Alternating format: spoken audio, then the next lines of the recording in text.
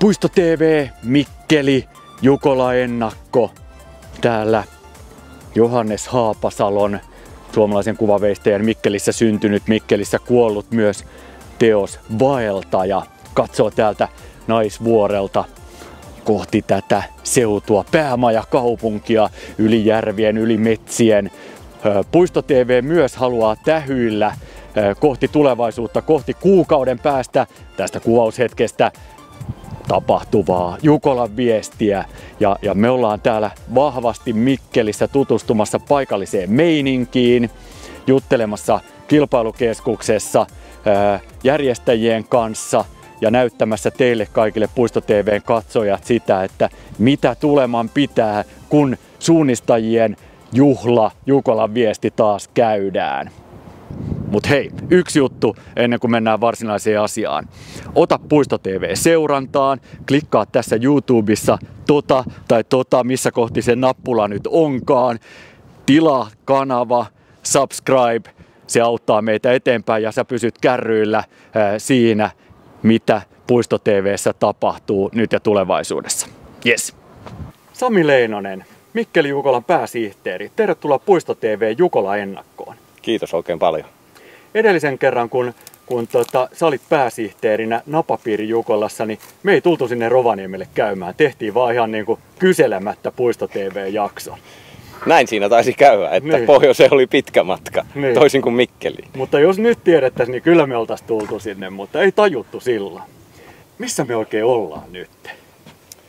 Me ollaan tällä hetkellä Mikkeli-Jukolan kilpailukeskuksen ulkopuolella, mutta olemme tässä kuvauslavalla, josta Yle laittaa kamerat paikalle ja rupeaa kuvaamaan meidän kilpailukeskusta, kun se aika on. Että olemme kuvauslavalla täällä. Tää on oikein tämmönen, täällä niinku pysyy mikit paikallaan, vaikka vähän hyppiikin, että kyllä tässä on hyvä niinku seuraavankin tuotantotiimiin tulla kuvaamaan. On joo, kyllä tässä on meidän kenttätiimi ja rakennustiimi tehnyt hyvää työtä, kun tulee ponnistamaan tämän, niin.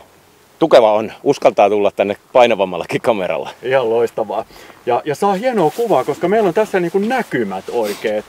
Tää on vähän tämmönen kahtalainen, Sami, että tää näkyy tonne varmaankin uskoisin kilpailumaastoon, upeita kallioita ja metsää. Ja sit meillä on tässä niin kuin tämmöistä betonitoimintaa. Onko tää betonijukola? No toivon mukaan sitä ei tarvi ruveta käyttämään laajemmin tätä betonijukolaa, mutta toki ollaan niin kuin SPS Betoni Oyn tontilla kilpailukeskuksen osalta ja siitä suuri kiitos yrityksen johdolle ja omistajille, että tähän on saatu niin kuin Jukolan viesti, joka on kumminkin yksi maailman hienoimmista tapahtumista, niin tuoda tähän alueelle. Toki täällä niin kuin näkyy tässä toukokuun puolivälissä on vielä monenlaista sorakkasaa eri karkeudella tässä pihapiirissä, mutta työstetään sitä siihen H-hetkeen mennessä siten, että tämä avartuu ja tänne saadaan ne Jukolan toiminnot erittäin luontevasti sijoittumaan. Iso hatunnosto ja toivon mukaan tämä on myös niin kuin yritykselle sitten, kun täällä alkaa tapahtumaan ja kaikki se suunnistusmassa tulee tänne ja alkaa niin kuin tämä Jukola-kylä toimimaan, niin sellainen hieno hetki heillekin nähdä, että minkälainen on Jukolan viesti, että ovat ylpeitä siitä, että se saatiin järjestää tällä kertaa heidän pihamaallaan. Loistavaa. Mistä Jukolan maasto koostuu? Puisto TV on tälle studio-olosuhteissa. Tää tuntuu vähän erikoiselta jopa. On tää vähän hassua. Mut valittiin sulle coachille tällainen coachin tuoli oikein. Tää näytti mukavalta. Eiköhän tässä saada juttu luistamaan. No niin.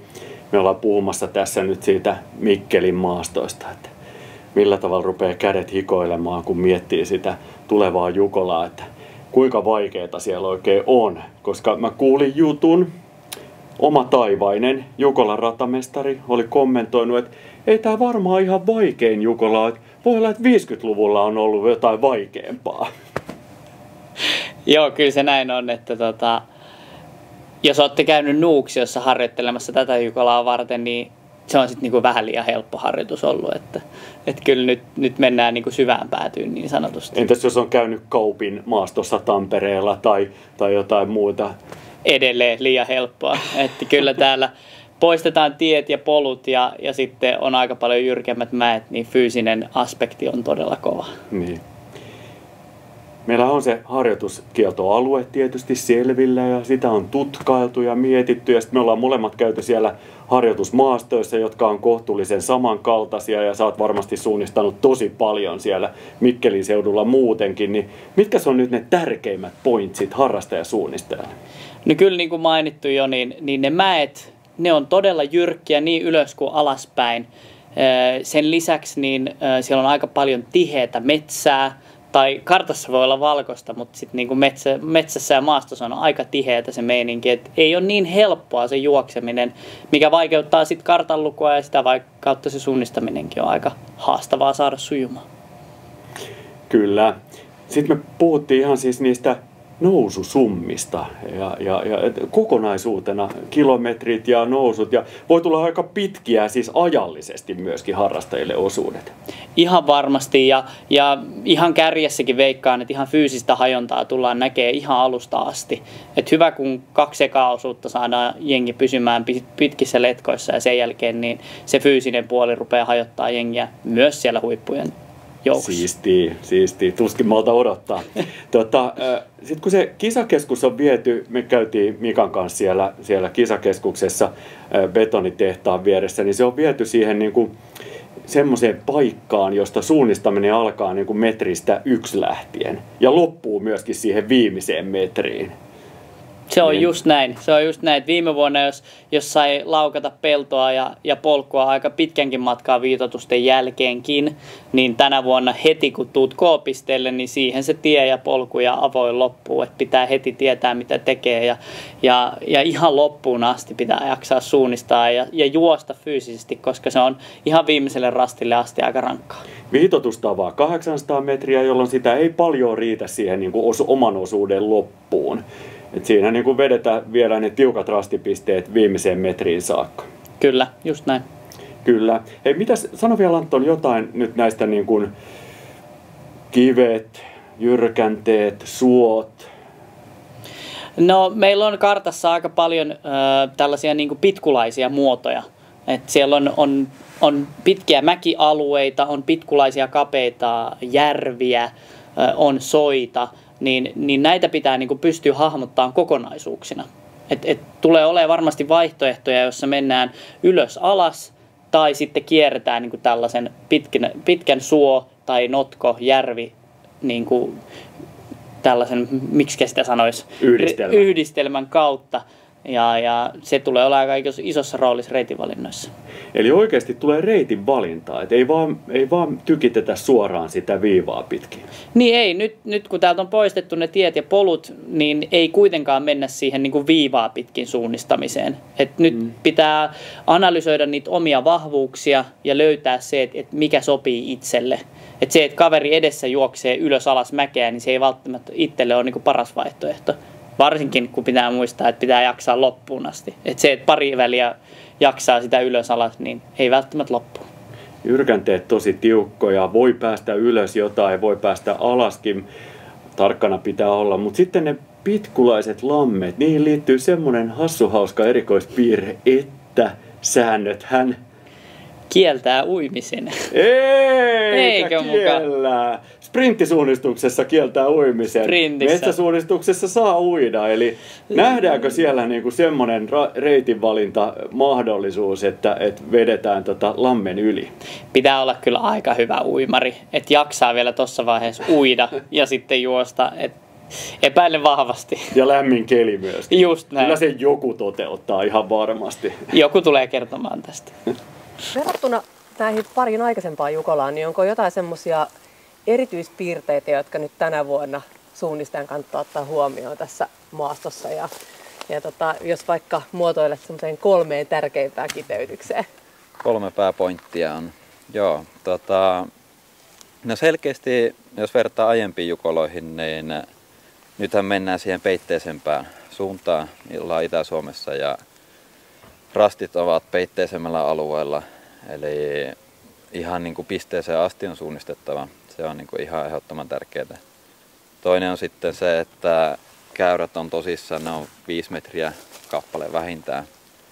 Eli kun on käyriä tiheästi, niin se tarkoittaa, että se on tosi iso mäki. Ja se kannattaa huomioida siinä reitin valinnassa. Kovaa maastopohjaa kannattaa hyödyntää. Eli teitä ja polkuja, muuhun täällä on pehmeitä. Joo, näillä eväillä nyt sitten kohti Mikkeli-Jukolaa. Joo. Puiston jaksoihin kuuluu aina maastokäynti. Tällä kertaa Tornimäki keskellä päivää. No niin, me ollaan saavuttu nyt Tornimäen Navin yhteislähtöharjoituksesta täältä harjoitusmaastosta, jonka nimi on siis Tornimäki. Ja lähdettiin tuossa porukalla. Täällä oli paljon navilaisia ja muitakin seuroja edustettuna ja hyvä porukka, useampi 10 henkeä maastossa. Ja tämä treeni oli tämmöinen reilun 6 kilometrin rata, jossa oli merkittävästi hajontaa ja se kyllä näkyi tuolla maastossa. Eipä ollut helppoa. Ja täällä mä justiin kattelin tässä, miten me täällä sukkuloitiin Mika ja Juhan kanssa kaikki eri reittejä. Juhan kanssa yhdessä pummattiin heti tähän ykköselle, kun oli niin hankala saada kiinni täällä tämmöisten niin kuin vihreiden laikkujen ja sitten niin osittain, tuolla on pieniä kuviorajoja ja soistuvaa maata ja sitten osittain aukkoakin, mutta en saanut aukon reunasta kiinni ja oli vaikea hahmottaa jotenkin sitä kokonaiskuvaa. Olisi pitänyt lukea pelkkää korkeuskäyriä ja olla parempi suunta. Suunta olisi hyvä ottaa. Mutta kyllä se siitä lähti vähän paremmin sujumaan, mutta täällä oli hienot hajonnat tässä. Jakaannuttiin koko ajan, niin välillä nähtiin samoja henkiä ja sitten taas erkaannuttiin. Ja oli tosi vaikea tämmöinen kallioinen alue täällä ihan radan lopulla, joka varmaan on hieno harjoituksellisesti.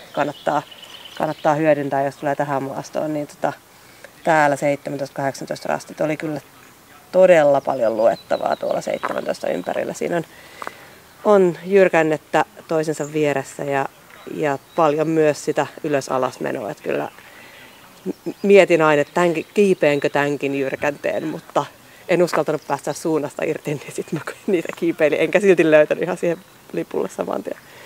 Mutta oli monin paikoin tuntui hirveän vaikeakulkuiselta, mutta silti uskon, että kyllä ne valinnat on pakko ottaa vaikeakulkuisen maaston läpi, koska ei oikein ole sit parempiakaan vaihtoehtoja. Varsinkin Jukolassa tietysti on sitten urat tekee siitä vähän helpompaa kuitenkin etenemisestä. Mikkelin Tornimäen maastossa ja täällä on Perttelin poikia.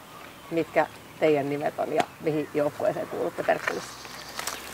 Mä oon Markus Pentti ja yleensä on ollut vielä ykkösjoukkueessa, vaikka ikää jo meinaa olla jonkin verran, mutta vielä ne huoli. Joo, Tuomo Rantanen ja Perttelin poikien alkanut valumaan jo alaspäin. Niin ykkösestä on joskus aloitettu ja kakkosessa oltu ja luulen, että tänä vuonna mennään sinne kohti 3. tai 4.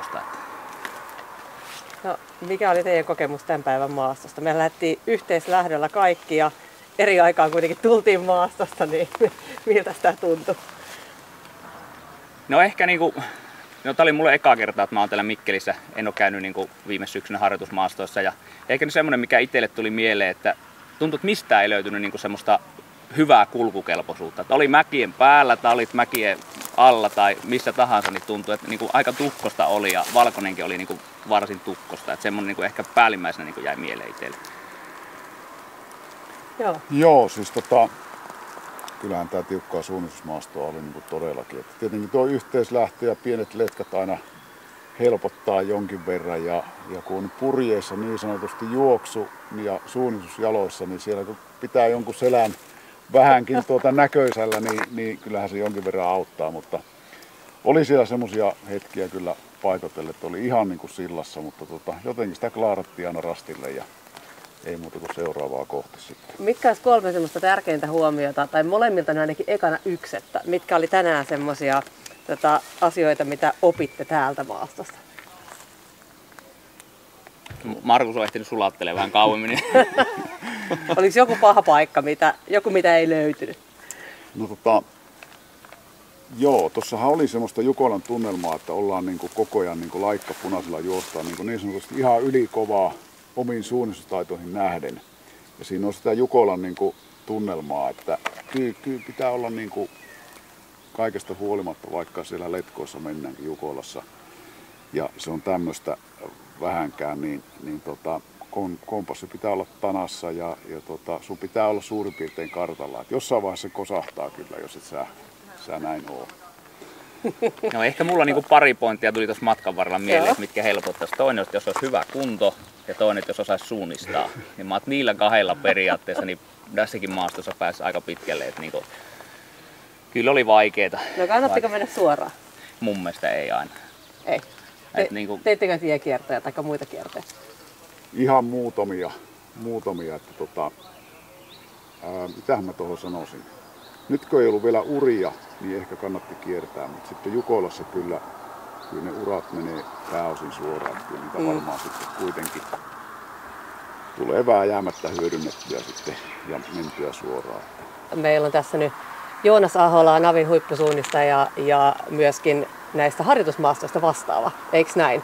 Kerro vielä sun vastuut Jukolassa tänä vuonna tarkemmin itse. Joo, terve vaan. Mulla on tämä harjoituspaketti on ollut tontilla ja sitten lähinnä on ollut tavoitteena vähän uudistaa tätä Jukolan harjoituspakettia ylipäätänsä, että vähän yritetään laajemmin tarjota erilaisia maastoja ja vähän yrittää löytää keinoja niin kuin välttää sitä maaston kulumista. Se on ollut monena vuonna ongelma, että joka maastossa kulkee urat ja sitten se ei ole suunnistajalle kivaa, että juostaan polkuja ja se ei toisaalta ole maaston omistajillekaan kovin kivaa, että se vähän sitä kuluu. No miten se pystytään välttämään? No täysinhän sitä ei voi välttää, että meillä on niin suuret massat täällä, mutta me ollaan yritetty silleen, että ollaan käytetty mahdollisimman paljon näitä meidän maastoja, mitä meillä on. Meillä on toistakymmentä pitkälle 20 maastoa, mitä ollaan käytetty. Sieltä ollaan yritetty sitten vähän kartoittaa, että mikä on semmoinen, mikä vastaisi hyvin Jukolaan. No mikä on täällä Tornimäellä erikoisuus? Mitä täällä voi oppia Jukolaa varten? No täällä on vähän, tämä maaston muodot on vähän vastaavanlaisia, on jyrkkäpiirteistä ja määt on isoja niin kuin on täällä Itä-Suomessa yleensäkin. Ja kasvillisuus täällä nyt toki, no varsinkin kun heinä nousee ja lehti tulee puuhun, niin täällä on vähän tukkosempaa kuin mitä vielä Jukolassa. Mutta erityisesti niin, kuten monessa muussa maastossa, niin täällä kannattaa vähän hakea sitä, että milloin kannattaa mennä suoraan ja milloin ehkä kannattaa ottaa niitä kiertäviä valintoja ja mitä kannattaa kiertää. Että yleensä ottaen, niin jos yhtään mietityttää kierto, niin silloin se yleensä kannattaa. No toi oli kiinnostava. Eli no milloin sun mielestä kannattaa, jos mietit kuntosuunnistajaa, joka liikkuu sillai verkkasempaa vauhtia kuin kärki, että sanotaan, että jos on siellä 500 tienoilla Jukolassa, niin milloin kannattaa tämmöisessä maastossa kiertää? No se vähän riippuu, että jos on pitkällä osuudella, niin silloin aika herkästi kannattaa kiertää ainakin. Ellei sitten, jos tuntuu, että on elämässä kunnossa ja näin, niin hyvässä kunnossa sitä menee kaikesta läpi. Mutta muuten niin kyllä siitä tulee kivempi reissu siinä kohtaa, kun ihan joka ikistä jontkaa ei tarvitse käydä pohjalla ja jokaista mäkeä käydä päällä. Että kannattaa reitinvalintoihin käyttää huomattavasti aikaa. Tämä kuulostaa mulle poikkeavalta toiminnalta verrattuna mun normaali Jukola-toimintaan. Eli siellä yleensä katsotaan, että reitti on merkitty sillä violetilla viivalla. Niin onko näin, että nyt Mikkeli-Jukolassa kannattaa katsoa vähän tarkemmin ja ehkä siellä letkoissa katsotaan tarkemmin, että mikä on hyvä reitinvalinta? No mä toivon, että siihen käytetään vähän energiaa, että mietitään vaikka yhdessä tai yksin niitä eri vaihtoehtoja. Että monestihan sitä ajatellaan, että suoraan on lyhyin ja sitä ei mielellään ehkä uskalleta poiketa siitä rastiväliviivasta. Mutta kyllä se vaan tulee todella raskaaksi, jos kaiken kiipeää. Että hyvässä kunnossa siitäkin selviää ja en mitenkään väitä, etteikö suoraan ole nopea, mutta matka kun on pitkä, niin siitä tulee vielä pitempi, jos joutuu kävelemään joka ikisen mäen. No mitkä on erityisesti niitä kierrettäviä kohteita? Onko ne nimenomaan ne kaikista jyrkänteisimmät paikat vai onko jotain muita tiettyjä kierrettäviä kohteita? Kyllä mä ehkä lähtisin niitä korkeuskäyriä laskemaan aika paljon. Että toki jos on loivaa, ne vielä menee silleen, että ne ei kuluta niin paljon, mutta sitten kun se menee ylös alas paljon ja se on jyrkkää, niin se kuluttaa huomattavasti enemmän lihaksta ja niitä itse lähtisin välttämään. tiheköt sitten, niin niihin tulee monesti uria ja pohja voi olla niissä yllättävänkin hyvä. Niin niitä ei ehkä niin paljon tarvitse miettiä, mutta ne määt on se, mikä kertaantuu sitten loppumatkasta huomattavasti enemmän. Oli kyllä siis todella semmoinen taitoharjoitus. Kyllä. Joo, ja nyt kun tietää, että ketkä on ratamestareita ja että he ovat aktiivisia huippusuunnistajia, niin voin kuvitella, että on aika niin kuin hajonnallakin tehty semmosia, että saadaan suunnistajat ansaajiksi. Että on niin kuin oikeasti mietitty radan kannalta aika semmosia, no ensinnäkin, että mikä on oikeasti vaativa rastipiste ja sitten kun tullaan porukassa, niin miten saadaan se porukka hajalle ja saadaan niin kuin heräteltyä niitä, jotka on siellä vähän nukkumassa ja tämmöistä. Vaikuttaako toi, että aktiivinen huippusuunnistaja tekee radat? Niin vaikuttaako se jotenkin siihen, että minkälainen no se kyllähän niin kuin Jukolassa on monesti niin tosi osaavia ratamestareita, että on tosi hyviä ratoja ja näin. Mutta kyllähän niin kuin huippusuunnistaja niin on nähnyt niitä ratoja ehkä keskimääräistä enemmän ja on niin kuin semmoista enemmän sitä perspektiiviä ja on ehkä erilaista näkemystä, että mikä se rastipiste on oikeasti vaativa. Toki Jukolassa on vähän se tietenkin, että minkälaisia rastipisteitä voi olla, että sinne mahtuu rakentaa nämä leimasin kuviot ynnä muuta, mutta kyllä mä uskon ja luotan, että oma ja Tomppa on saanut kyllä aika vaativat radat kaiken kaikkiaan. Käydään Sami vähän läpi nyt tästä, kun meillä on niin hyvät näkymät täältä ylhäältä, niin näitä niin kuin, miten tämä Jukolan kylä tähän rakentuu ja mitkä kasat poistuu. Mä uskon, että rakennukset ei poistu mihinkään tästä, mutta kasat ehkä jollain tavalla siirtyy vielä kuukauden aikana. Niin käy Sami läpi, mitä me nähdään ja mihin jutut tulee sitten, kun ihmiset, Jukolan vieraat ja kilpailijat tänne saapuu. Tuolla radiomaston, puhelinmaston luona, missä rakentuu nyt tällä hetkellä meidän sauna- ja suihkuosasto. Siellä on Finnfoamin uudet saunat tulee olemaan Mikkeli-Jukolassa mukana, 3 kappaletta uusia saunoja. Että toivotaan, että tämä saunaelementti ja saunan lämpö on entistäkin tasaisempaa ja mukavampaa Mikkeli-Jukolassa. Mutta sieltä kasan takaa on pääportti, josta yleisö tulee piha-alueelle, joka on nyt tämä avonaisialue tästä, tänne oikealle reunalle, kasojen reunaan. Kasat todennäköisesti pienenevät hieman ja saadaan vietyä lähemmäs tuota betonitehtaan varsinaista seinää, niin tulee kilpailuinfoa, siellä on talkoinfoa, siellä on eri myynti- ja esittelypisteitä, siellä tulee olemaan Suunnistusliiton piste, Jukola-näyttelyä, seuraavien Jukolan viestien esittelypistettä, jatkuen aina tänne elementtivaraston luokse. Vasemmalle puolelle jää pääensiapu. Käteni osoittamassa suunnassa olevan kasan takana on pääensiapu. Siellä on meidän huoltovaliokunnan mönkkärivarikkoa, tilannekeskusta, ennen kuin tullaan tuohon saunamaailmaan. Avoimen kentän vasemmassa reunassa tulee olemaan lähtöalue.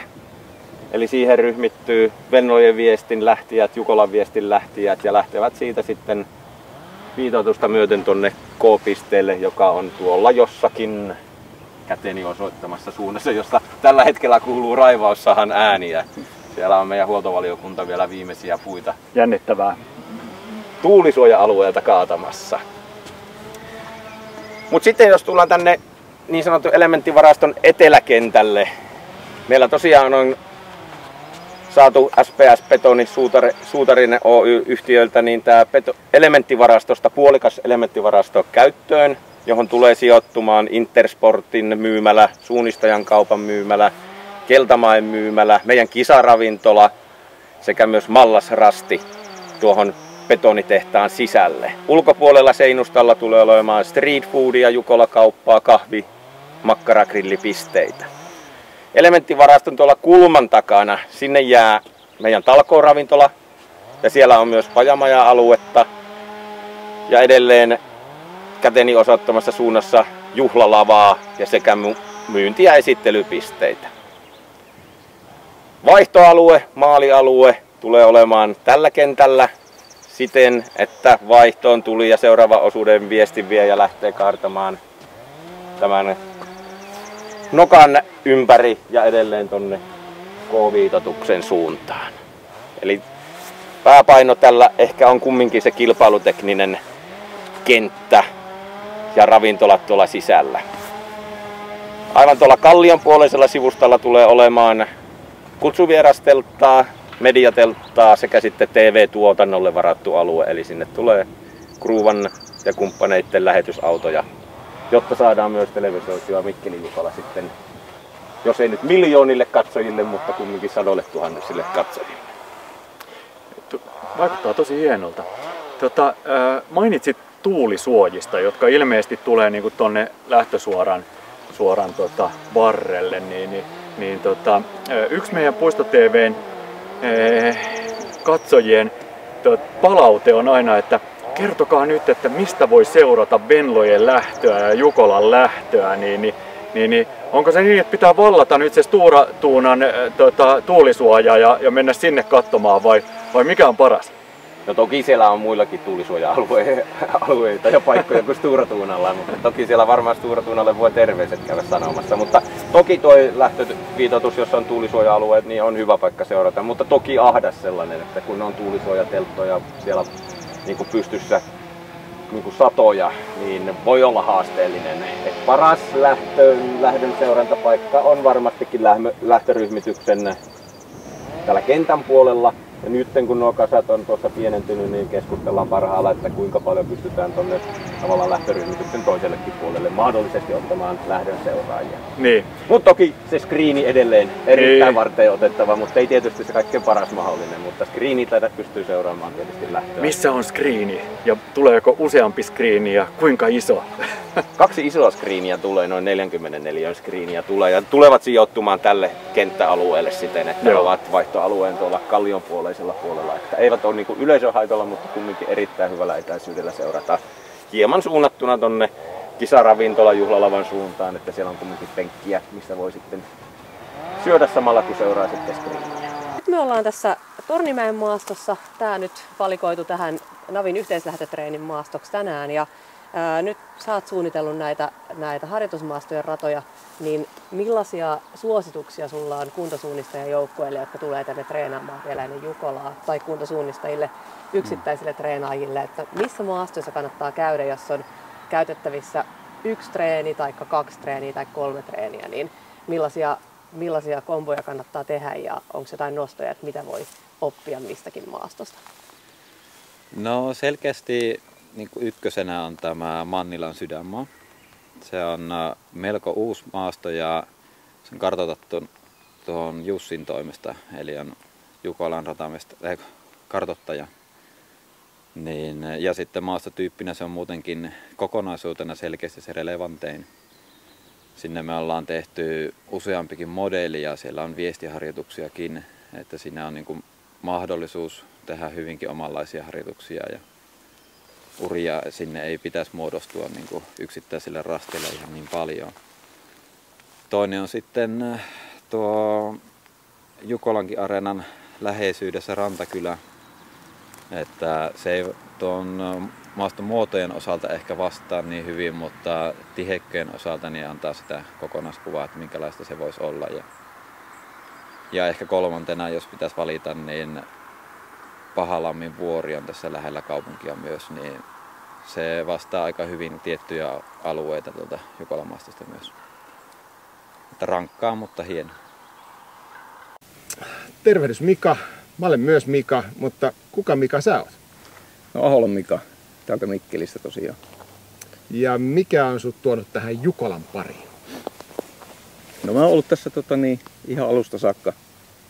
Silloin kun 5-6 vuotta sitten lähdettiin tapahtumaa hakemaan ja silloin tietysti seurassa pohdittiin että lähdetäänkö me hakemaan ja jos me lähdetään hakemaan, niin millä edellytyksillä lähdetään ja minne me lähdettiin niin tutkimaan asiat. Kyllä mä sieltä ihan alkujuurilta olen ollut projektissa mukana.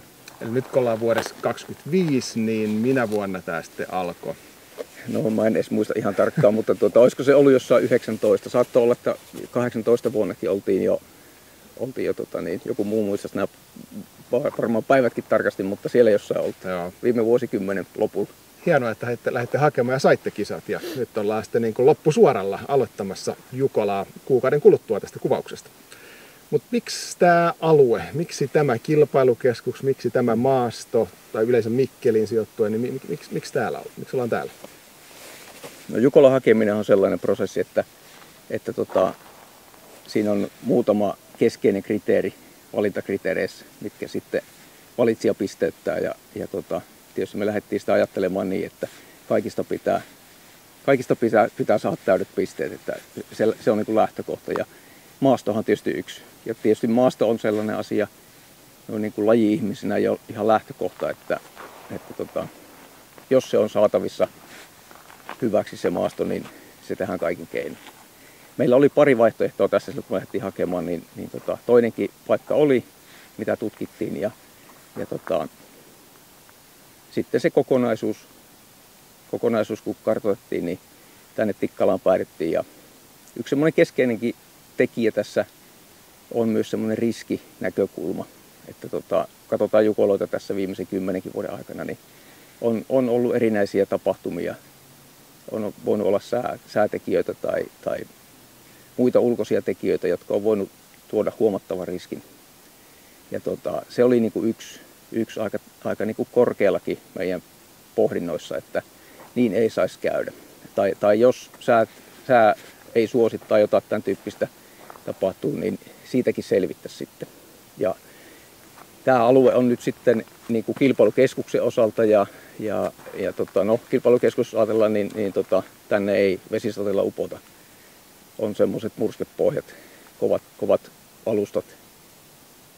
Paikotuksessa lentokentällä on osittain myös peltoparkkia, mutta ne on myös sellaisia parkkeja, joissa sitten on rinnepeltoja, kovia rinnepeltoja, että uskotaan nekin kyllä kestää. Se on erittäin hyvät sääsuhteet tai sääolosuhteet otettu huomioon, että sillähän me ei voida mitään, että näin se on ja sitten täytyy sopeutua siihen. Kyllähän suunnistaja lähtökohtaisesti ymmärtää sen, että jos sataa, niin metsässä voi juosta, jos aurinko paistaa, siltikin metsässä voi juosta ja toistepäin ja niin edelleen. Me ollaan tehty Puisto TV Jukola-ennakkoja nyt 5 kertaa. Ensimmäinen oli Napapiiri Jukolaan 2021. Ja siitä jaksosta poimittiin nyt erilleen vielä nämä meidän Jukola-vinkit ensikertalaiselle. 13 vinkkiä kannattaa katsoa. Samat jutut pätee aina uudestaan Jukolassa. Me ollaan tulossa Ose-puiston porukalla tänne 3 joukkueella ja onnistuttiin saamaan itsellemme puolijoukkueteltat. Armeijan pystyttävät puolijoukkueteltat, niin missä ne oikein sijaitsee? Missä me majoittaudutaan? No puolijoukkueteltta-alue sijaitsee tuolta tuloväylää pitkin. Eli meillähän on täällä sen verran palaan kuljetuksiin ennen kuin mennään tuohon majoitukseen, että meillähän on sikäli etäparkit ensimmäistä kertaa Jukolan historiassa. Eli pysäköintiä ei ole tässä kilpailukeskuksen läheisyydessä tai kilpailukeskuksessa kuin ainoastaan GPS-joukkueille, Invalle ja tietyille TV-tuotannon autoille. Se on sikäli poikkeuksellista ja pysäköintialueelta on sitten maksuton shuttle-bussikuljetukset tuohon HK-pysäkille niin sanotusti, joka on soramonttualue sekin, tai sora-alue vanhan Viitostien ja uuden Viitostien välissä. Eli sinne tulee kaikki bussit niin kuin tuolta keskustan suunnasta ja vanhan Viitostien toisella puolella on Kariniemen pysäkki, johon tulee Otavan kuljetukset. Joo. Kyseisiltä pysäkeiltä noin 500 metriä tien molemmin puoli on puolijoukkueteltta-alue, että siitä bussilla tultaessa ei ole pitkä matka siihen puolijoukkueteltta-alueelle. Muuten majoitusteltta-alueet on noin kilometrin, 1,5–2 kilometrin päässä, että tiettyä siirtymää joutuu nyt majoitusalueelle, mutta että tämä on nyt se, ehkä se huono puoli, tai no ei se ole huono puoli. Onpahan rauhallista nukkua ainakin, kun ei kisakeskuksen melutuu. Kaikessa on puolensa. On, se on juuri näin. Ja siis se niinku, maisemaa ja seutua ei voi niinku täysin muuttaa. Ja ehkä se olisi vähän tylyä mennä tuonne SBS:n katolle telttailemaan esimerkiksi. Joo, siinä olisi erittäin tasainen alue kyllä, mutta voi olla vähän tuulisempikin alue tuo. Mutta tämä on just tätä Jukolan viesti hienoutta, että kilpailukeskukset erilaiset, fasiliteetit on erilaiset, aina ei ole lentokenttää käytettävissä, mutta että sitten on jotain muuta vaihtoehtoja. Että toivon mukaan niin kun se kuljetuksiin nähden, niin että tuutte ajoissa paikalle, tulkaa ajoissa paikalle, että tietyn aikaa vie siirtyä pysäköinnistä tuohon HK-pysäkille ja edelleen siitä kävellä kilpailukeskukseen, niin Joo. nyt jos koskaan se ajoissa oleminen on kyllä hyvästä. Ja tuohon jos tarttuu muuten, niin nyt on semmoinen havaittu tässä kyllä, että Venlojen lähtö on puoli tuntia aikaisemmin ennen kuin perinteisesti, eli 13.30, eikö näin? Kyllä. Ja sitten siinä on myöskin niinku ehkä taustalla se, että Venlojen kisa on myös pidempi kuin aikaisemmin, että on haettu niinku pidempiä ratoja. Mutta 13.30 alkaa, niin se tarkoittaa siihen niinku aamun logistiikkaan varmasti niinku uusia juttuja. Se on juuri näin, ja nyt oli juuri tänään saman päivän sattui noin Lalles-reissori, joka järjestää näille ruotsalaisille bussikuljetuksia tänne, niin heidän kanssaan käytiin tätä logistiikkaa läpi, että miten he saapuvat, ja ennen kaikkea se poislähtö on heillä sitten kriittinen, että ennätetään lautoille. Mutta että toki, jos ei ole ihan välttämätön lähteä kello 9 sunnuntaina, niin nauttii vielä hyvästä tunnelmasta ja muuta kilpailukeskuksessa ja yritetään porrastaa sitä tulemista ja lähtemistä, niin no, katsotaan. Niin. Liikenneruuhkia tulee varmasti Jukolan viestissä, oltiin missä vain. Niin. Ja perjantainahan tänne saa jo tulla kuitenkin alueelle. Mihin aikaan portit aukeaa? Kilpailukeskus avautuu perjantaina kello 10, eli silloin jo saa tulla tänne aistimaan kilpailukeskuksen tunnelmaa, majoittumaan ihan kaikessa rauhassa ja pystyy käymään vaikka Mikkelissä katsoo torin tunnelmaa ja muita sellaisia Mikkelin nähtävyyksiä. Kun se tämä bussiralli tässä on, niin sehän vie sen oman aikansa. Siihen pitää varautua. Se vie sen oma aikansa ja joka Jukolassa kyllä ennen Venloja näkee. Valitettavasti joku juoksee siellä täysillä ja ehkä ehtii, ehkä ei ehdi lähtöön ja seurakaverit on ties missä. Ja varsinkin jos viime vuonna oltiin parkissa niin kuin melkein näköetäisyydellä lähtöportista, niin tänä vuonna ei ole silleen. Niin nyt kannattaa tulla useampi tunti aikaisemmin, niin varmasti ehtii sitten valmistautua itse kilpailuun, juoksuun ja sitten käydä syömässä tai kaupoilla tai missä kukin haluaa. Kyllä, ja kun kyse on yhdestä merkittävimmästä suunnistapahtumasta kesäaikana jokaiselle suunnistajalle, niin kansallisiinhan me voidaan mennä sillä aikataululla, että mennään tunti ennen starttia. Jos joku sille vippaa, niin se nyt ei ole katastrofi, mutta kun tullaan tärkeämpään tapahtumaan, niin kyllähän se ihan lähtökohta, että 2-3 tuntia vähintään aikaisemmin. En jättäisi niin kuin siihen, että vaikka ei mitään niin kuin liikenteellisesti poikkeavaa olisikaan, että ikään kuin sillä viimeisellä tunnilla on paikan päällä. Hyvä, koetetaan pitää tuo mielessä. Mikkelin keskusta, kuukausi Jukolaan. HC-puiston edustajana pitää tarkistaa nyt, onko meidän konsernilla kukkakauppa nykyään. Tässä seistään lähtösuoralla. On hieman noustu tuolta jo itse lähtökarsinasta ylöspäin ja tuonne jatketaan sitten tuosta pururataa tai puru alkaa ja jatkuu sitten jonnekin. Oikeallahan oli noita tuulisuojia, eikö ollut tällainen? K-piste on sitten jossain tuolla, minne emme ole menossa emmekä haluakaan mennä, koska annetaan sen olla tulla kartalta esiin. Mutta kuinka monta Jukola ja Venla joukkuetta täällä olisi sitten lähdössä? Meillä taitaa nyt olla tässä kohtaa ilmoittautuneena ihan muutama vaille 1700 Jukola-joukkuetta. Ja Venloissa ollaan siellä jossain 1400-1500 välissä. Erittäin hyviä määriä jälleen kerran. No joo, kyllä. Ihan tyytyväisiä täytyy olla. Kyllä, todella hienoa. Entäs sitten, jos ajatellaan, jos tuosta niin 7 kertaa Jukolan osallistujat ja 4 kertaa Venlat plus sit yleisö, niin missä määrissä saatetaan liikkua kokonaisuudessaan? No varmaan jossain tuolla 35-40 hyvällä säällä jopa yli 40 000 ihmistä. Nyt kuitenkin ollaan niin lähellä kaupungin keskustaa myös ja torilta on myös jatkuva bussiliikenne koko viikonlopun kisakeskukseen, niin sehän voi vetää paikallisia tietysti ja toivottavasti vetää hyvin. Aika iso ketkä. Erittäin iso. Kyllä näitä on hehkutettu meidän kaveripiirissä ja omassa perheessä, että nämä on parhaat bileet niin kesällä. Että täällä on hyvä meininki. Kaikki nauttii olosta. Kyllä. Mistä Jukolan maasto koostuu? Mäkiä, metsää, avokalliota tai jotain muuta? Katsotaan miltä näyttää. Puisto TV on usein katsonut koko Jukola ja Venla karttaa kokonaisuutena, niin kuin suunnistajan kuuluukin. Vuosi sitten Lakia Jukolassa annettiin eri alueille nimiä. Siellä oli muun muassa hiekkalaatikko, jonka tarkkakorvaiset muistavat käytettäneen myös kisakuulutuksessa. Toivottavasti perinne jatkuu tällä kertaa Mikkelissä. Me ollaan Antonin kanssa nyt katsomassa tässä Jukola-karttaa, joka on tässä meidän edessä. Me ollaan tähän piirretty ja leikattu, liimattu yhtä ja toista paperia. Kilpailukieltoalueen raja menee tuossa ympäri. Pohjoinen on täällä, missä me ollaan, ja kilpailukeskus täällä ylhäällä. Etelä tietenkin siellä alhaalla. Me mennään vähän myöhemmin analysoimaan tarkemmin Venlo ja Jukolan reittejä, mutta nyt katsotaan kokonaisuutta. Niin mites, Anton, miltä tämä nyt kokonaisuus näyttää tässä, jos ehkä mennään tälleen vastapäivään tätä läpi, niin kilpailukeskus kun lähdetään liikkeelle, niin mitä täällä on? Tästä kun radat lähtee liikkeelle, tuossa on lähtöpiste, niin tästä lähdetään suoraan etelään Mäkiset lammet. Eli tässä on tällaisia pitkulaisia järviä, kapeita järviä ja niiden mukaan meneviä niin kuin rinteitä, mäkialueita. Ja tämä on sellainen alue, että kaikki osuudet tulee niin kuin aloittaa tästä näin. Tästä niin kuin lähdetään liikkeelle. Varsin haastava alue. On kyllä niin samannäköisiä lampia, että saas nähdä minkälaisia ne luonnossa on. Että samaistusvaara on suuri. Vastapäivään kun jatketaan, niin jos mä heittäisin ehdotuksen, olisiko täällä suota aika paljon ojitettua ja sitten on kyllä myös ihan hyviä mäkiäkin, ei nyt ehkä niin isoja kuin tuolla mäkisillä lampien alueella, mutta olisiko tää jotain kumpuilevia soita tai joku sen tyyppinen? Joo, kyllä.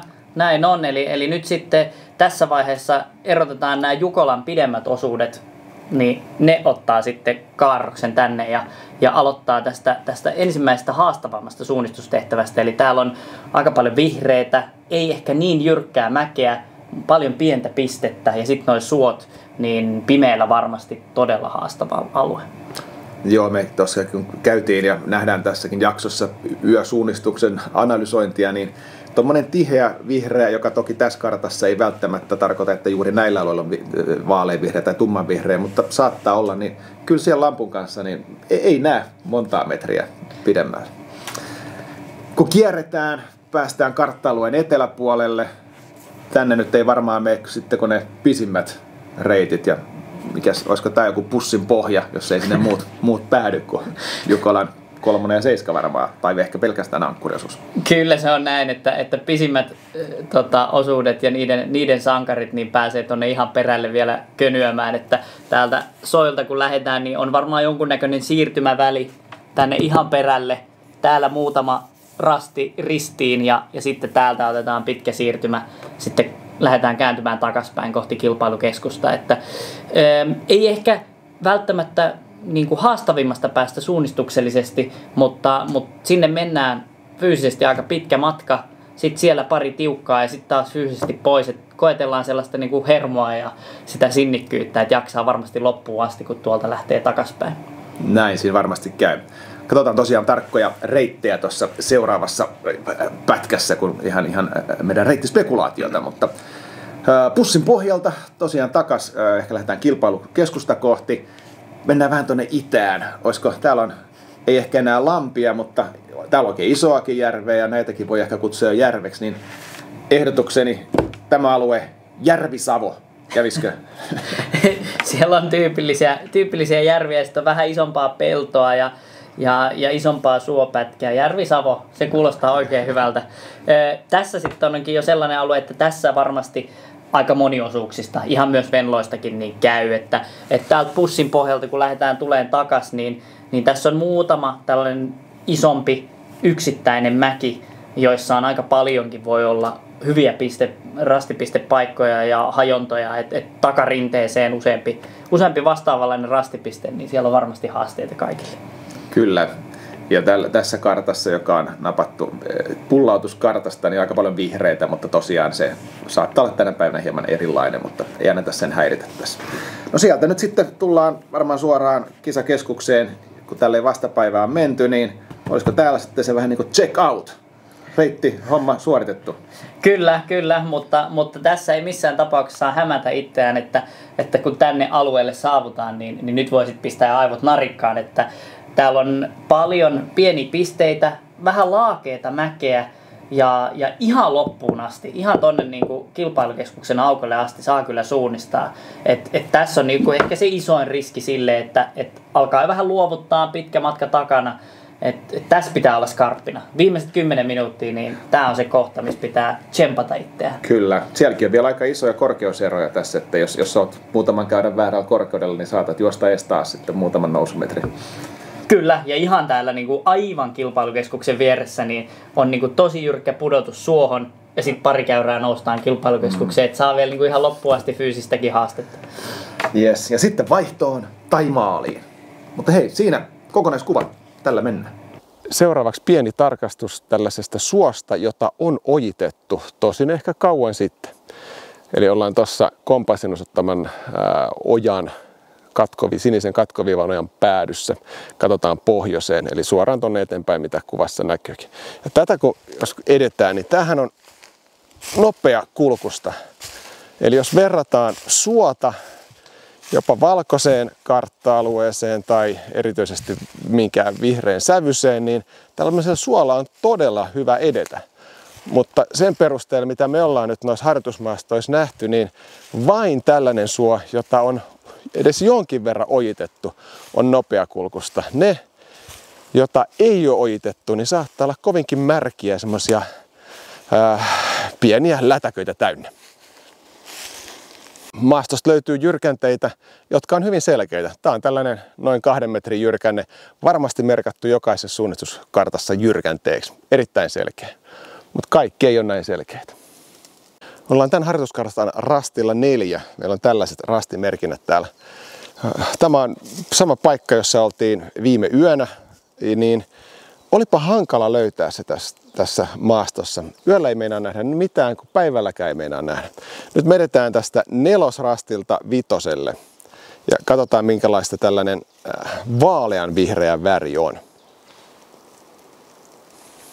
No mitäs tästä kartasta nyt sitten pitäisi lukea? Kyllähän tässä toki kannattaisi heti katsoa, kun rastin oikean puolelle jäi tämmöinen todella iso kivi. Jääköön se sinne. Ja sit vaan edetään, koitetaan löytää pientä kiveä, kun kaikki kiviä ei ole merkattu. Esimerkiksi tässä oikealla erittäin hyvä esimerkki. Tässä on nyt 3 selvästi niin kuin oman kokemuksen mukaan näkyvää kiveä kartassa tai maastossa, mutta kartassa ei näyttäisi olevan kuin 1 kivi. No, me uskotaan, että me ollaan kuitenkin oikeassa suunnassa. Jatketaan. Ja seuraavaksi pitäisi tulla pari kumpua, pistekumparetta. Mutta mistä tässäkin? Päiväskaikaakin joutuu miettimään, että mihin suuntaan menee. Tää on vaaleanvihreitä. Kuvittele minkälaista on tummanvihreä. Ja minkälaista on sit yöllä, jos painat tässä.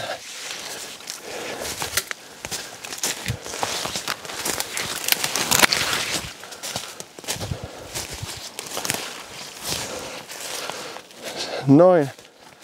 Selätettiin se ryteikkö, edelleen jatketaan vaaleanvihreillä ja pitäisi olla näitä jonkinlaista kumparetta ja sitten kiviä sen takana. No tässä nyt on selkeä tällainen tommonen kumpare, jonka yli mennään, mutta tässä alkaakin just vähän epäilyttää, että oliko toi nyt oikeasti se kumpare, joka oli tässä reitillä ja missäs ne kivet ovat. Yleensä kiviähän ei kannata hirveästi etsiä, koska niitä ei ole varma minkä kokoisia ne on. Ja mitä on piirretty karttaa, mitä ei. Mutta nyt koska rastina on kivi, niin silloin varmaan etsitäänkin kiviä. Etuvasemmalla näkyy pari kiveä, en tiedä näkyykö videolla vielä, mutta kartassakin on niinku kiviä peräkkäin.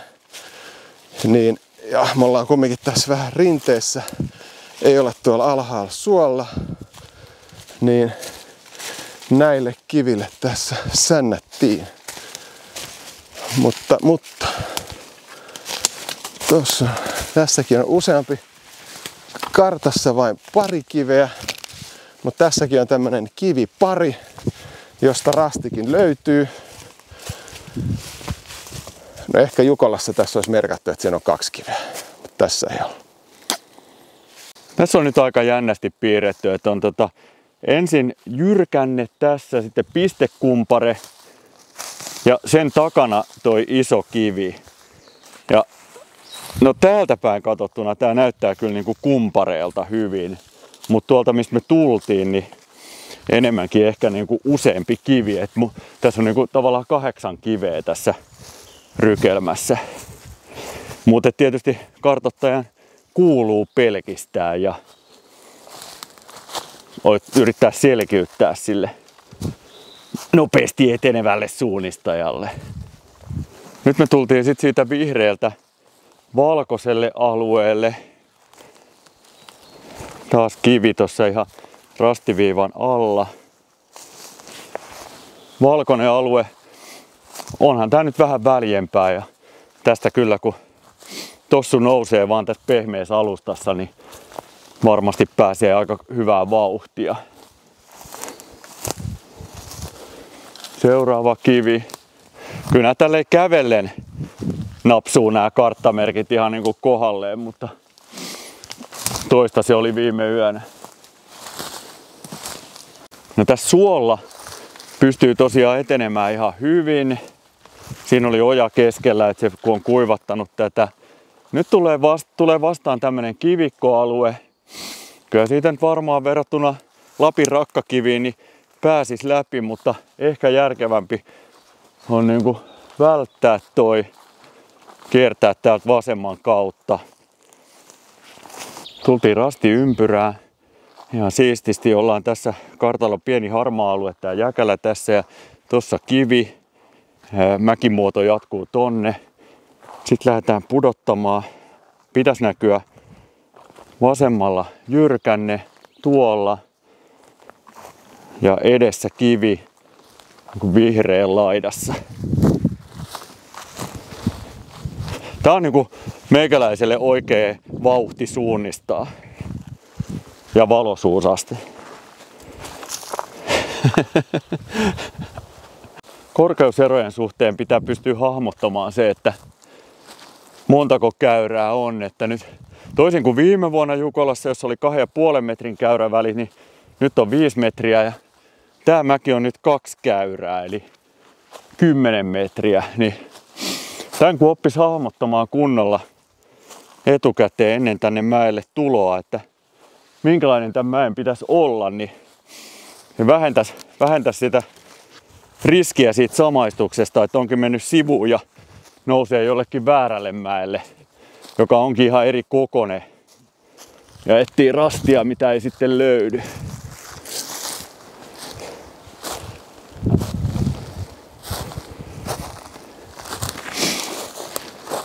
Nyt selitin vaan mäen korkeutta ja unohdin katsoa, että miten mun piti lähestyä sitä rastia. Se on tän kallion vasemmalla puolella. Pistekumpare vihreän edessä.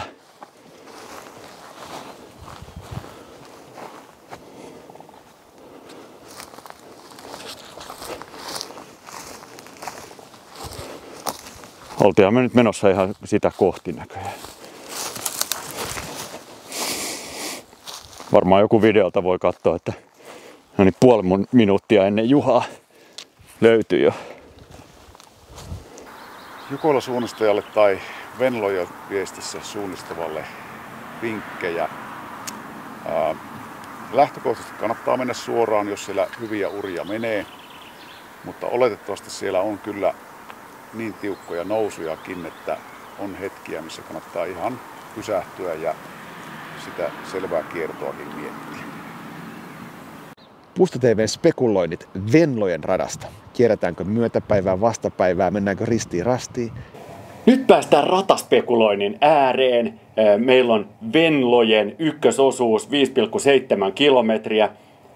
Mehän ei oikeasti tiedetä, miten nämä radat tänne on tehty tänne maastoon. Järjestäjät ei meille sitä kerro, mutta me ollaan aika hyviä arvaamaan. Anton, miten tämä Venlojen ykkösosuus oikein lähtee? K-pistehän näkyy tuolla kartalla. Kyllä, eli niin kuin puhuttiin, niin tässä on nämä mäkiset lammet alue, johon tullaan heti aluksi tässä on pari vaihtoehtoa ja tässä on nyt toinen niistä piirrettynä. Eli yksi vaihtoehto on tosiaan se, että lähdetään aika suoraan etelään ja sieltä pari rastia. Toinen vaihtoehto on, että lähdetäänkin vähän viistosti ja sitten käännetäänkin vastaan. Mutta tavallaan ne ensimmäiset rastit sijoittuu tälle alueelle. Osuus on niin lyhyt, että ihan hirveän pitkä ykkösväli ei voi olla, jolloin jäädään tähän aika lähelle. Ja sitten tästä lähdetään jo kääntämään. Käydään muutamat nämä pidemmät maaston muodot. Tässä on nämä muutamat pitkulaiset mäkialueet. Niiden yli siirrytään tänne takarinteisiin ja lähdetään jo kääntää aika nopeasti takas. Tämä on niin lyhyt ja nopea tämä Venlojen rata. Aluetta halkoo tämmöinen sähkölinja, erittäin näkyvä tietysti avonainen alue, niin myös nämä lyhyimmät radat käy sen eteläpuolella. Kyllä, just näin. Ja sitten menee tänne Järvi-Savon puolelle ja ennen kuin palataan sitten checkout-alueen kautta maaliin, vaihtoon. Kyllä, ja tässä ihan lähialueella niin on yllättävän paljon tätä tietä. Mutta ne on kaikki nuo tiepätkät on tälleen pystysuunnassa ja todennäköisesti aika lailla niiden poikki mennään tää rata. Eli ei päästä ihan hirveästi hyödyntämään reitin valinnassa. Ja sitten mä näen täällä tämmöisiä herkullisia mäki-takarinne-rasteja, tää seiska vaikka tässä, että lähdetkö tuosta nyt ylittämään vai kierrätkö sen mäen ja sitten onkin jo heti seuraava mäki vieressä. Kyllä, itse asiassa tässä on hyvä esimerkki väli siitä, että täällä takarinteessä voi olla useampi hajonta ja sillä on aika iso merkitys, että mikä niistä kolmesta sulla on, että kannattaako se lähteä kiertämään vai tulla ihan suoraan yli. Justiin, voimia kannattaa säästää myöskin tänne niin kuin loppua kohden. Kyllä. Moni kuntosuunnistaja tulee sitten tässä Jukolan alla nyt ensimmäistä kertaa Mikkeliin, niin miten kannattaa harjoitella sitten, kun saapuu muutama päivä ennen tähän Jukolan lähimaastoon? Onko mallimaastoja tai kannattaako suunnata tänne jonnekin näistä harjoitusmaastoista, jos kerkii yhden treenin tehdä? Joo, mallimaastona me käytetään olemassa olevia harjoituksia selkeästi, että lähimpänä sinne on se rantakylä. Se vastaa ihan hyvin ja siitä on noin 3 kilometriä matkaa siitä kilpailukeskuksesta. Että voi siirtyä joko jalan tai sitten ennen kilpailupäivää, niin autoparkkihan siinä on lähellä. Ja sitten toinen on Mannilan Sydänmaa, niin sekään ei ole kaukana kisakeskuksesta. Että siellä suosittelen käymään, jos yksi maasto pitää valita. No mitäs näihin saa karttoja? Saako kilpailukeskuksesta silloin viikonloppuna? Tulee saamaan, että me järjestetään sinne kaikki, ainakin lähimmät harjoituskartat, niin varataan ihan reilusti karttoja ja sitten tietenkin niin nettisivuilla pystyy tilaamaan. Jukolassa suunnistetaan tietysti lähinnä metsässä ja luonnonympäristössä, mutta hei, suunnistukseen kuuluu muutakin kuin Jukola. Koko kesä, syksy ja vaikka talvi ja kevätkin aikaa harrastaa kaupunkisuunnistusta. Urbaani ympäristö, kuten tällainen luonnonkaunis puistomaisema. Puut kuuluu myös kaupunkisuunnistukseen ihan olennaisena osana. Ja kaupungin jopa betonialueet ja kadut ja eritasoiset kohdat. Se on huikeata settiä. Katsokaa meidän kaupunkisuunnistusjakso. Sprinttisuunnistuksessa on tosi tarkkaa ja tärkeää se, että noudatetaan karttaa, että mistä saa mennä ja mistä ei saa mennä. Ja sitten on niin kuin järjestäjät monesti laittanut nauhaa sinne vielä merkiksi, että tästä tämän istutuksen läpi ei saa kulkea, vaikka se näyttäisi niin houkuttelevalta. Niin nyt onko täällä kilpailukeskuksessa vähän niin kuin sprinttisuunnistuksen henki nyt mukana? No joo, kyllä voi sanoa, että tuolla tavalla, että on. Että ollaan tehdasalueella, yritystoiminnan alueella ja täällä on paljon erilaista murskekasaa ja tietysti tuo tuotantolaitos tossa, joka tullaan aitaamaan ja kasoja nauhoitetaan, että ne on osaltaan niille kiipeäminen, niin on turvallisuusriski, niin sinne ei ketään haluta mennä niin kuin katsomaan, mutta että toivottavaa on, että kilpailukeskuskarttaan, johon merkitään kulkureittejä tai niitä kiellettyjä alueita, mihin osallistujat ei mene, niin niitä noudatetaan ja opasteita täällä kilpailukeskuksessa, kulkureittiopasteita noudatetaan. Että tämä on kumminkin yksityisen yrityksen aluetta ja ei ole suotavaa, että se lyhin tie etsitään sitten vaikka väen väkisin. Että joissain yhteyksissä voi olla, että joutuu kiertämään pesupaikalle jotakin kautta tai majoitusalueelle jotakin tiettyä kautta, niin sille on syynsä, miksi järjestäjä laittaa opasteet kulkureiteille. Joo. Eli noudatetaan nyt niitä kiellettyjä alueita ja ei haeta sitä niin kuin optimireitin valintaa tässä kisakeskusalueella. Että se on kyllä juuri näin, ja opasteita laitetaan tänne niin, että jokainen löytää kyllä sen kohteensa sitten. Joo, mutta mä luotan ainakin siihen, että suunnistajat on fiksuja ihmisiä, että tämä on vähän tämmöistä smart running-toimintaa, niin luotetaan siihen, että tämä jengi osaa. Luotetaan. No niin, mehän ollaan nyt sitten pesupaikalla tässä, Mikkeli-Jukolan pesupaikalla. Varmaan ensimmäisen kerran Jukolan historiassa. Täällä on suihkussa betonilattia. Ollaan betonitehtaan tontilla ja ei meille tietysti vähempi käy tällä kertaa, kun ei missään mutavälissä tarvii suihkussa käydä, niin tää on nyt sitten aika viimeisen päällä. Ja myös Jukolan radasta samat jutut. Kuinka kaukana käydään? Katsotaan sitä tarkemmin. Meillä on tässä tämmönen noin 14 kilometrin reitti, hahmotelma. Anton, miten me päädyttiin tällaiseen reittiin? Kerro sä enää. No meillähän nämä pisimmät osuudet Jukolan viestissä on, kolmososuus on 13 kilsaa ja ankkuriosuus on 15 kilsaa. Eli vähän niin kuin niiden väliin on tämä spekulointirata tehty. Ja tässä ehkä isossa roolissa on se, että kun äsken hahmoteltiin Venlojen ratoja tähän aika lähelle, niitä lyhyitä osuuksia, varmasti Jukolassakin ne lyhyimmät osuudet pysyy tuossa aika lähellä, niin nyt tässä ihan alusta hypätään aika pitkästi yli näiden jo maastoon syntyneiden urien yli ja löydetäänkin uutta tuoretta maastoa. Et mennään jo vähän pidemmälle. Oliko tässä sellainen, spekuloitiin, että tuolta Koopistialta kun lähdetään, niin varsinkin jos eka rasti on suunnilleen tällä alueella, niin siinä joutuu kovasti miettimään heti Koopisteella jota mielellään jo sitä ennen, että painetaanko suoraan ylös alas vai kierretäänkö jotain tasaisempaa reittiä?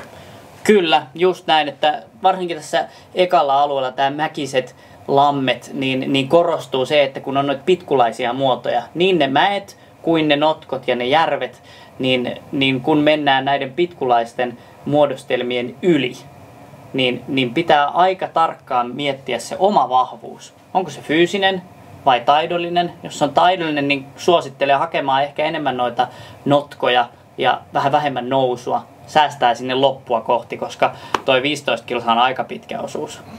Et siinä kannattaa olla tarkkana, varsinkin lähdössä, Jukolat ja Venlakin lähdössä, koska huiput todennäköisesti menee tietenkin, niillä on enemmän juoksuvoimaa, saatetaan mennä ehkä suorempaa. Kun taas sitten jossain vaiheessa jengi haluaa jostain vähän tasaisempaa maastoa, niin mihin letkaa lähtee? Ei ole helppo päättää. Just näin, tärkeää tunnistaa ne omat vahvuudet. Joo. Okei, no sitten jatketaan etelään tonne kumpuileville soille.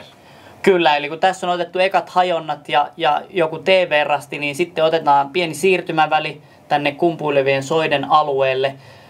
Mä veikkaan, että se kolmasosuus jää vähän lyhyemmäksi tähän ja sitten taas se ankkuriosuus menee tänne vähän pidemmälle ja tekee ehkä enemmän tuolla tiheessä ja matalemmassa maastossa. Sitten tosiaan ne taisit sanoa aikaisemminkin, että ankkurisuudet saattaisi tehdä jonkun ruksin tai ristiinjuoksun tuolla etelässä, riippuen nyt mitä ratarimestari on sitten muualle laittanut rasteja, mutta siihen on mahdollisuus ennen sitten tällaista esimerkiksi hyvinkin pitkää paluuta, aika haastavan reittivalinnan läpi. Kyllä, eli täällä ihan pohjalla kun on se pussin pohja, niin siellä muutamat tiukat välit, niin että et ei ihan hirveästi lukea karttaa, ja sitten tulee tämä, mitä mä varmasti oletan, että tulee olemaan tarjolla oman spesiaali. Eli Olli-Markus Taivainen, kun on ratamestarina, niin sieltä tulee jotain poikkeuksellista. Ja mä veikkaan, että se liittyy jotenkin tähän pitkään väliin.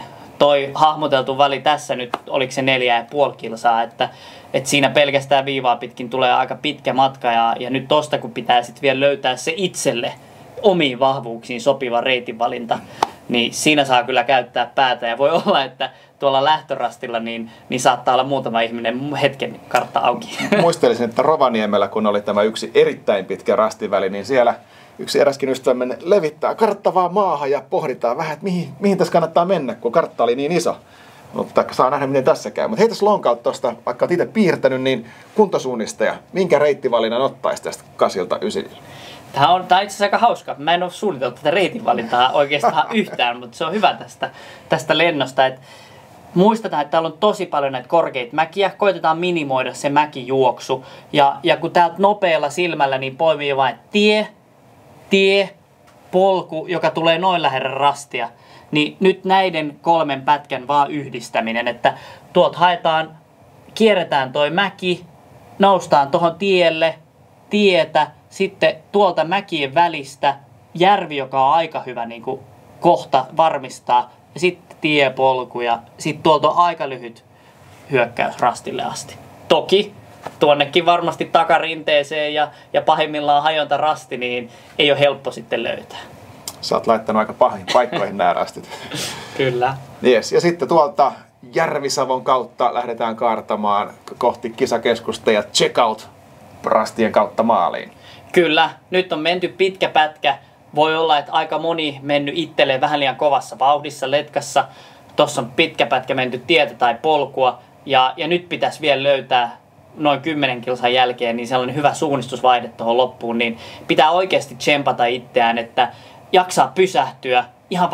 Ihan pysähtyä ja katsoa tarkkaan, että missä se oma rasti on, miten se kannattaa ottaa. Että noi hajonnat voi olla aika isojakin tuossa lopussa. Ja sillä voi olla aika iso merkitys, että mihin suuntaan lähtee. Joo, tälleen kun me tehdään tätä sarjaa nimenomaan kuntosuunnistajille, harrastelijoille, niin täällä saattaa tulla sellaisia pätkiä, että oikeasti kannattaa mieluummin kävellä kuin juosta. Ehkä tiet nyt toivottavasti jaksetaan juosta, mutta niin kuin tässä äskeisessä reittivalinnassa, tossa joudutaan ehkä mennä jonkinlaisten mäkienkin yli, niin kävely voisi olla kartalla pysymisen kannalta ihan hyvä vaihtoehto, vai mitä mieltä oot? Kyllä, ja anna vaan vinkkinä tänne loppuun, että kun rupeaa lihaksista tuntumaan, niin käyttää ne ylämäet siihen kartan lukemiseen. Ylämäessä kun joutuu joka tapauksessa kävelemään, jolloin se kartta ei heilu paljon, niin ottaa siinä mahdollisimman paljon irti siitä kartasta, jotta sitten kun pääsee sinne mäen päälle ja pääseekin juoksemaan alamäkeen, niin tietää minne menee, ei tarvitse keskittyä siihen karttaan niin paljon. Mäkin on usein suunnitellut noin, mutta en mä toteuttaa. Tässä on hyvä ohjeistaa ja jokainen saa sitten itse kokeilla. Yes. Sitten päästiin maaliin ja tonne vaihtoalueelle antamaan karttaa seuraavalle tai itse maaliin. Sen verran mä haluan heittää tuohon väliin, että tuossa pari viimeisen rastin kohdalla, kun rupeaa kuulutus kuulumaan, niin siinä ei saa tehdä sitä virhettä, että laittaa kartan kiinni ja rupeaa vaan juoksemaan, koska niin kuin todettu muissakin radoissa ja tuossa aluespekulaatiossa, niin ihan loppuun asti pitää pystyä suunnistamaan. Tuossa ihan kilpailukeskuksen vieressä on varmasti vielä hajontaa. Näin on. Näillä eväillä eteenpäin. Puisto TV:n erikoisjaksona Pitkät rastivälit. Vieraana Juha Peltola kertoo meille, kuinka pitkää rastiväliä kannattaa lukea etukäteen ja suunnistaa. Katso Puisto TV:n treenipätkiä. Yömaastona Mannila, en mä muista sitä nimeä. Mikä se on? Mannilan sydänmaa. Yötreeni. Mikkelin ilta rupeaa hämärtymään. Me ollaan koko päivä kierrelty tätä seutua. Ja täältä näyttää luonnonkauniilta, mutta oikeasti tässä vierellä on tämmöisiä murskekasoja. Tämä on selvästi joku teema täällä Mikkelin Jukolassa. Mutta käännetään kamera takaisin tähän, että meillä on hieno tausta tässä. Ja me ollaan löydetty täältä HS-yhteislähdön Malla Muhonen. Tervetuloa mukaan Puisto TV. Kiitos. Hei, mikä juttu tämä on? Teitä on tosi paljon HS-yhteislähtö-nimikkeellä täällä. Niin kerro, mistä on kyse? Joo, siis HS-yhteislähtö on meidän Helsingin suunnistajien aikuisharrasteryhmä ja me ollaan täällä treenaamassa Mikkelin Jukolaa varten. Onko HS-yhteislähtö ollut pitkään olemassa? Vuodesta 2021. Okei, hyvä meininki. Kuinka paljon teitä on? Noin 100 henkeä, vähän reilu. Me kasvetaan melkein eksponentiaalisesti. Se kuulostaa jo vähän huolestuttavalta. Ei, mä oon kyllä oikeasti seurannut ihan hyvin tätä touhua. Mä tiedän, että olitte Tiiumiilassa ja teillä oli tosi hyvän näköinen meininki siellä, että niinku, ihan mahtavaa. Olit maastossa juuri tässä ilmeisesti nyt niin minkälainen oli tää treeni täällä Mannilan sydänmaalla? Aika hieno nimi muuten. Joo, on. Ja no tää oli itse asiassa mulla jo 4. treeni tässä maastossa. Ja se on pääkaupunkiseutulaiselle suunnistajalle, niin on toi rankka. Että se on fyysinen maasto, siellä on paljon korkeuseroa, sä et voi mennä viivaa pitkin, että tarvii tehdä reitin valintaa, ja sitten se, että joku meni väittää jossain kohtaa, että joo, että mäkien päälle kannattaa mennä, että siellä on parempaa juostavaa. Ei oo. Okei. No niin. Ja kiveä on paljon ja vaan ne isoimmat kivet on kartassa. Ja ne isot kivet on sitten semmosia niinku pienen mökin kokoisia. No, kuulostaa hienolta. Me ollaan siis vasta tästä lähössä tuonne. Odotetaan vähän, että ilta pimenee ja ollaan menossa. Ja hei, tsemppi yhteislähtöön. Ihan mahtava meininki teille. Kiitos. Juoksusta vielä sellainen kysymys, että kun se oman reitin jälkianalyysi kiinnostaa aina ihan hirveästi, niin onko Jukolasta liveloksi tulossa? No on. Nimenomaan liveloksi on tulossa ja tänä vuonna on tulossa vielä sillä tavalla poikkeuksellisella tavalla, että heillä on mainokset tulla screeneille ja taitaa mennä IOF-lähetykseen myös ja heillä on semmoinen kampanja nyt sitten joku kampanjatarjous kaikille suunnistajille ottaa liveloksi käyttöön Jukola viikonloppuna. Hienoa. Eli se on tosi hieno juttu. Suunnistajien näkökulmasta Jukola ei lopu suunnistus viikonloppuun, vaan oikeastaan siitä alkaa se jälkipelijakso. Nimenomaan. Se kestää pitkään. Kyllä. Liveloksista vielä sellainen lisäys, että me puistossa käytämme liveloksia erityisesti Jukola-terapiassa heti maanantaina Jukolan jälkeen. Voidaan katsoa itse kunkin kiemurat ja antaa sitten myötätuntoa tai muuten vaan olla mukana nauramassa, miten tässä nyt näin kävi. Juha tarjosi päivätreeneissä GPS-viihdettä piruettien kautta. Miksi näin kävi? Laitetaan Juha piinapenkkiin. Oleellisessa osassa Jukolassa suunnistamista tänä vuonna on reitin valinnat ja näihin hajontoihin liittyvät erinäköiset aspektit. Ja nyt me mennään Juhan piinapenkkiin Tornionmäen harjoitusmaastosta. Juha, tässä edessä sulla on rastilta 2, rastille 11 sun viiva, niin kerrotko vähän meille, mitä tuossa niin kuin kolmosrastin jälkeen on ruvennut tapahtumaan?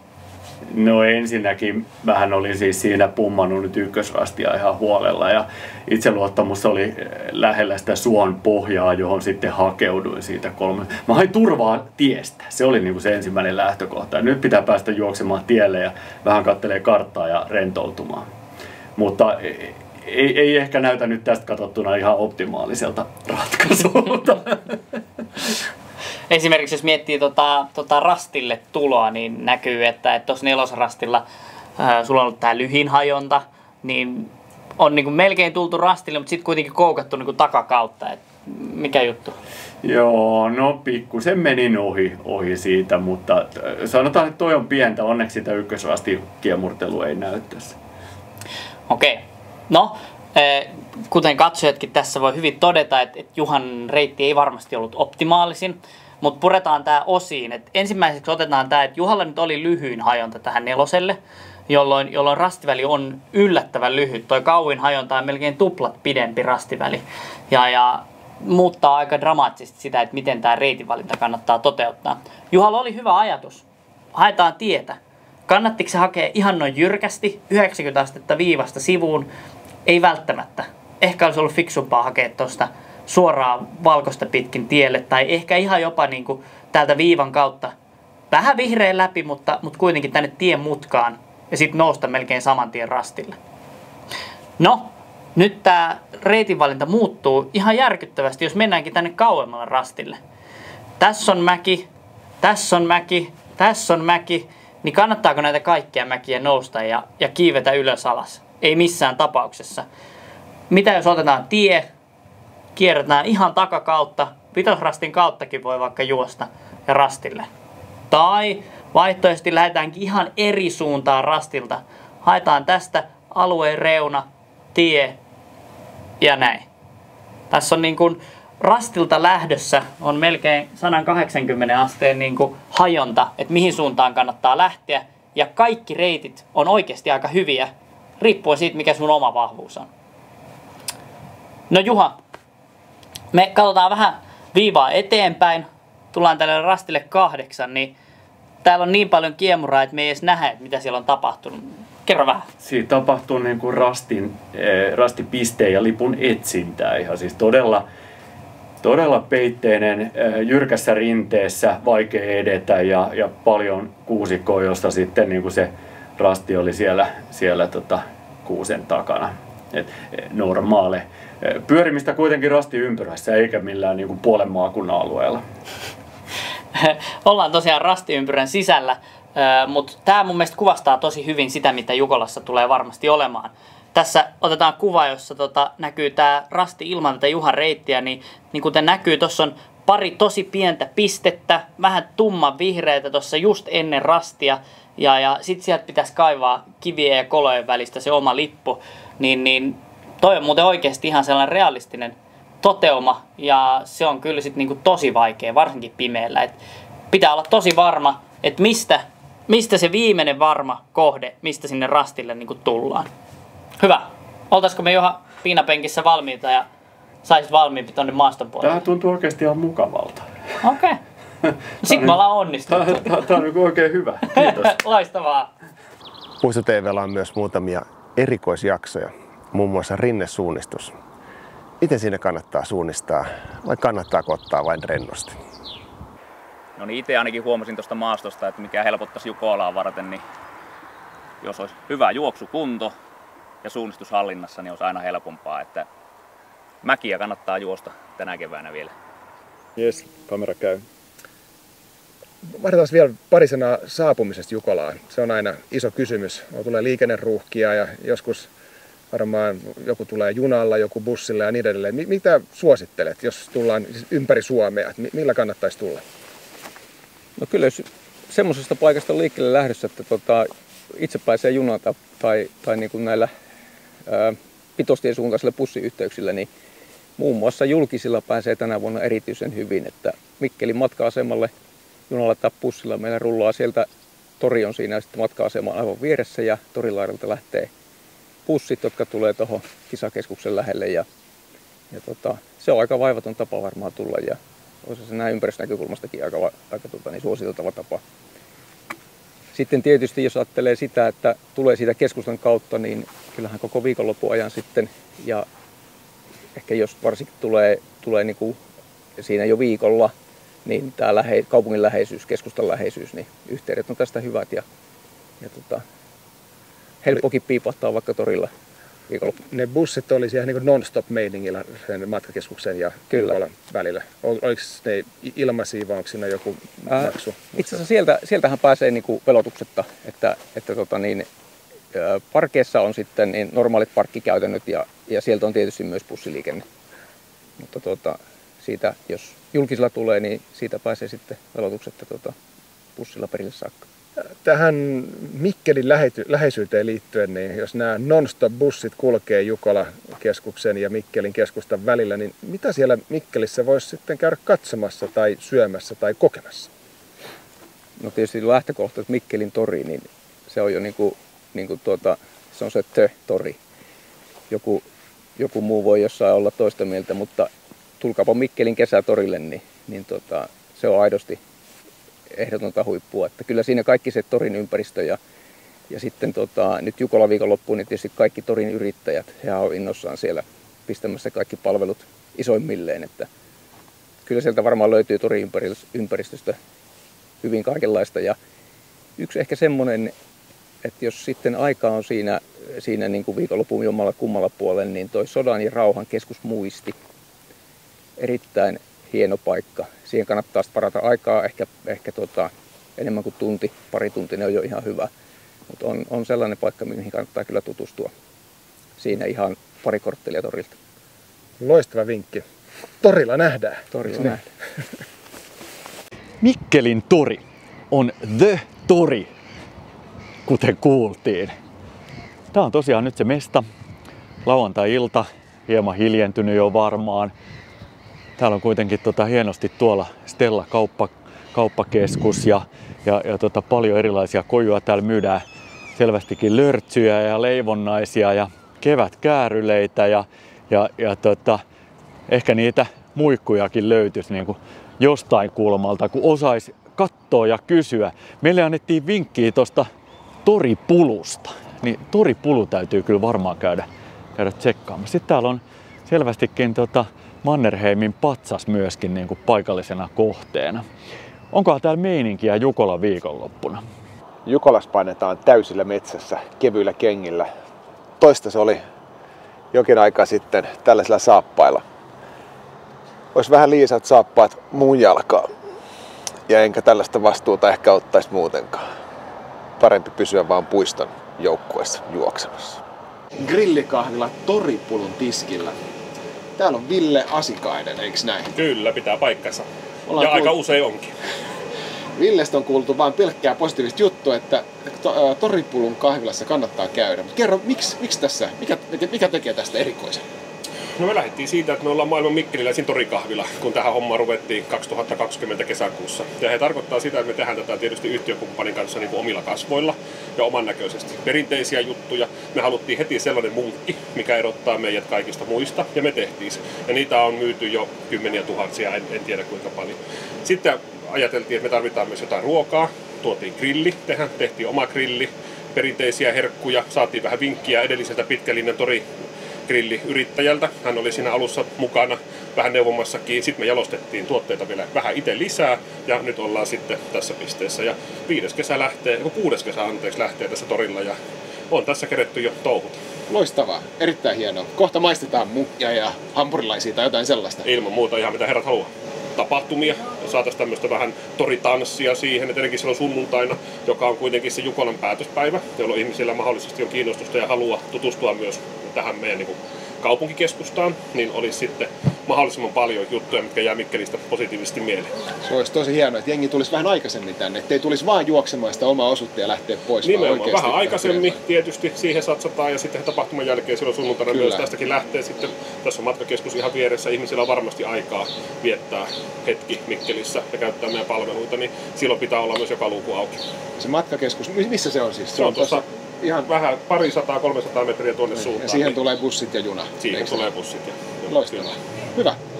Oma ehkä hienoin Jukolan muisto on ollut tuo Lahti-Hollola Jukolassa. Niin, juoksin pitkän osuuden, ankkuriosuuden tuon Ruslan Klipovin kanssa pitkään ja sinne oli varvaus ja ihan loppulenkki oli vielä nuori poika ja oikein innokas, niin lähdin siitä sitten voimien tunnossa irti ja ajattelin, että tämä menee tosi hyvin. Ja molemmat jalat oli krampissa ja siinä sitten Ruslan oli tehnyt pienen virheen.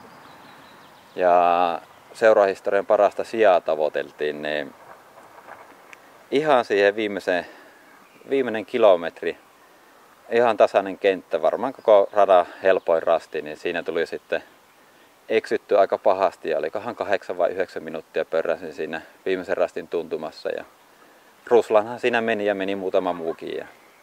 Mutta sieltä sitten tuli ja itse oli aika maanin myynyt, mutta joukkueelle joka tapauksessa tuli seurahistorian paras tulos, että jäi kyllä hyvä fiilis joka tapauksessa niin kuin jälkeenpäin, mutta muistelenpahan vaan sitä, että on aika hieno kokemus ollut kaiken kaikkiaan, että sai Ruslanin kanssa se otattaa ja siitäkin tuli aika hyvin opittua, että en ole ryssinyt loppuratkaisua sen jälkeen.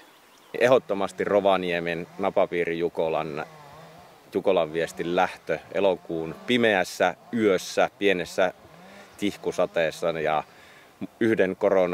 toisen koronasiirron jälkeen, niin kun porukka vihdoin lähti siihen yöttömään yöhön, joka oli sysimusta, niin silloin kyllä tuli kylmät väreet ja on hieno hetki ollut tässä Jukola-urallani. En mä oikein mitään muuta keksi sellaista, joka on sellainen kuin Jukola on. Ja tietysti täällä tapaa niitä kavereita, tuttuja, mitä on vuosikymmenten aikana oppinut tuntemaan matkan varrella. Ja se on tietysti yksi iso juttu. Yksi ehkä semmoinen hyvin erikoinen on myös Jukola sauna. Että kyllä mä koen sen joka kerta semmoisena, että sitä on tosi mielenkiintoinen, varsinkin jos jonkun aloitusosuuden jälkeen menee Jukola sauna, kun siellä on ihan valtavasti porukkaa. Ja sehän näyttää siltä, että jokainen selittää suuvaahdossa, mutta eihän kukaan voi siinä kuunnella, kun jokainen selittää. Se puheensorina on ihan valtava ja siellähän on fiilistä kyllä niin kuin todella korkealla sitten.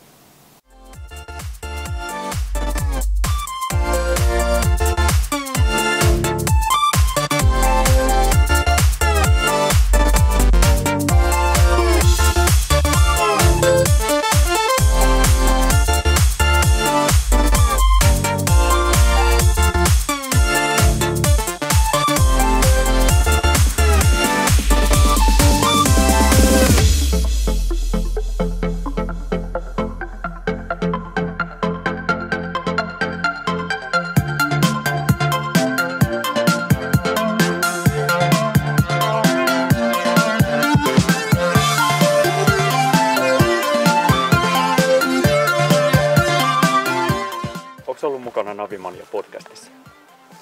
No yksittäisiä kertoja ovat soittaneet, että mulla on ollut sen verran kiire, että mä oon siitä sanonut itteni irti, että en ainakaan niinku ole vetämässä sitä hommaa, että oma ja Karski on siinä selkeästi enemmän aktiivisesti. Se on tullut selvästi, että aika semmoista niinku rennoletkeet meininkiä täytyy sanoa, että punk-henkistä musaa siinä ja niin edespäin. Kyllä. Joo, siis itse tykkään kyllä tosi paljon, että siinä se podcast on kyllä ihan selkeästi tekijöiden sen näköinen ja siitä tulee ihan eri tavalla niin kun se huippusuunnistuskin katsojalle tai kuuntelijalle lähelle, että ei se, niin kun, se ei ole tämän kummempaa. Se on tosissaan monessa määrin ne aika semmoista punk-henkistä ja tää ei niin kun ole semmoista totista touhua ollenkaan.